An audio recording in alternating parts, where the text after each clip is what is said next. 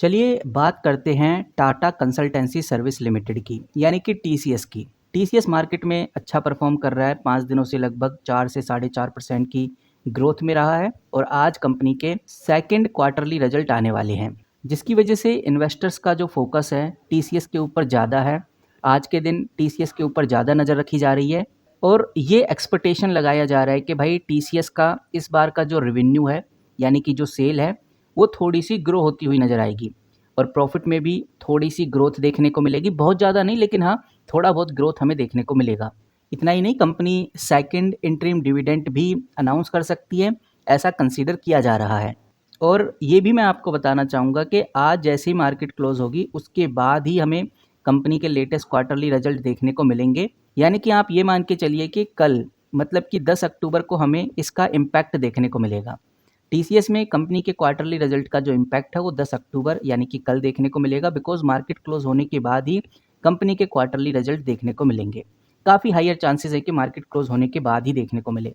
ये भी हो सकता है कि भाई अभी हमें देखने को मिल जाए जब तक मार्केट ओपन रहे। और इसी क्वार्टरली रिजल्ट में जो कंपनी का बोर्ड है उसने डिसाइड किया है कि वो इंटरिम डिविडेंड भी डिस्क्लोज करेगा।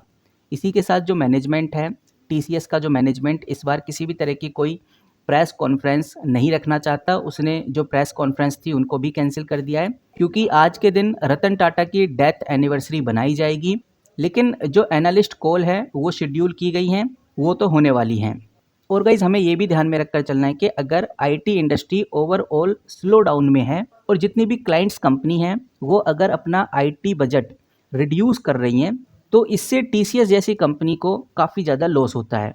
अब टीसीएस जैसी कंपनी को भी अपना एक एक्शन लेना होगा, क्योंकि टीसीएस ने ये नोटिस किया है कि उनके जो क्लाइंट्स हैं, उन क्लाइंट्स की जो कंपनीज़ हैं, वहाँ काम बहुत कम हो रहा है और आईटी बजट के लिए जो बजट निकाला जाता था वो कम कर दिया है। इस वजह से टीसीएस ने भी ये डिसीजन लिया है कि वो भी अपने वर्कफोर्स को ऑप्टिमाइज़ करने के लिए ले ऑफ करेगा और लगभग न्यूज़ रिपोर्ट के हिसाब से 2% के आसपास वर्कफोर्स कट हो सकती है। इसका मतलब जो टीसीएस है छोटे टाइम फ्रेम में कॉस्ट कंट्रोल करने के लिए एम्प्लॉयज़ को निकाल रहा है।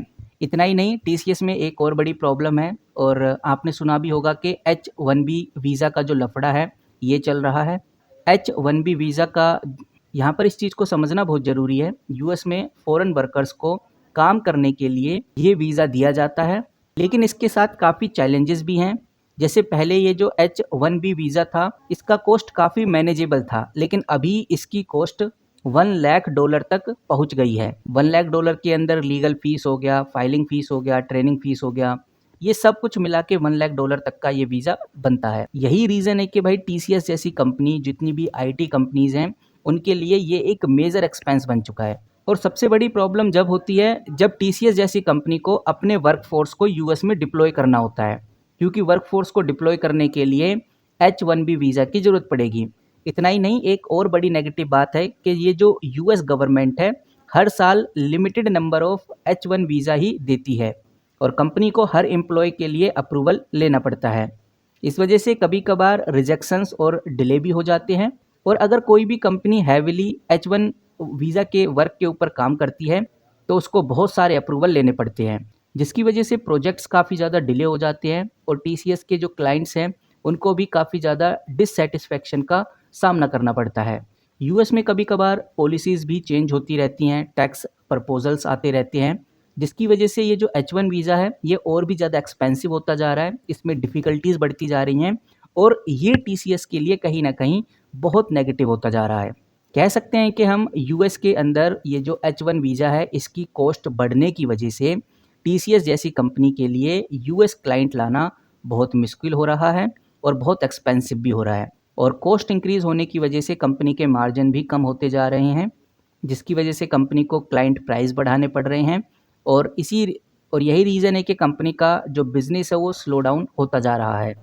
क्योंकि टीसीएस एक ऐसी कंपनी है, टाटा कंसल्टेंसी एक ऐसी कंपनी है जिसका मेजर रेवेन्यू यूएस क्लाइंट से ही आता है।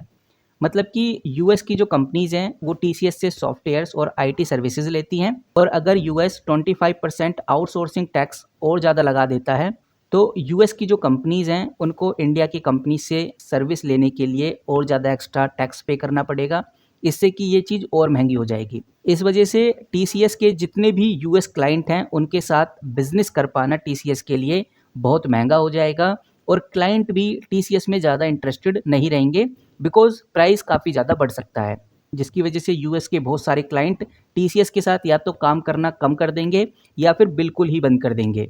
और रिजल्ट यही निकलेगा कि भाई टीसीएस का यूएस बिजनेस का जो रेवेन्यू है और जो प्रॉफिट है दोनों ही कम हो सकते हैं। बाकी आप कैसे देखते हैं इन खबरों को कमेंट करके ज़रूर बताइए, आपकी क्या राय है, आप कैसे सोच रहे हैं टीसीएस के बारे में, वो भी हमें कमेंट करके बता सकते हैं। फिलहाल अगर आप कंपनी का मार्केट कैप देखेंगे तो 11 लाख करोड़ के आसपास की ये कंपनी बन गई है। एक बहुत बड़े मार्केट कैप से कंपनी अब हमें देखने को मिलती है। रिटर्न ऑन कैपिटल एम्प्लॉय देखिए 64%, रिटर्न ऑन इक्विटी आप देखिए 52%, फ्री कैश फ्लो आप देखिए 44,000 करोड़ के आसपास। और अगर आप कर्ज देखेंगे तो कर्ज फ्री कंपनी है, इंटरेस्ट कवरेज रेशो भी कंपनी का बहुत शानदार है। तो ये वो बातें हैं जो कंपनी में बहुत पॉजिटिव हैं। बाकी अगर हम नेगेटिव पॉइंट्स की बात करें तो जैसा मैंने आपको बताया कि कंपनी की सेल कम होती जा रही है।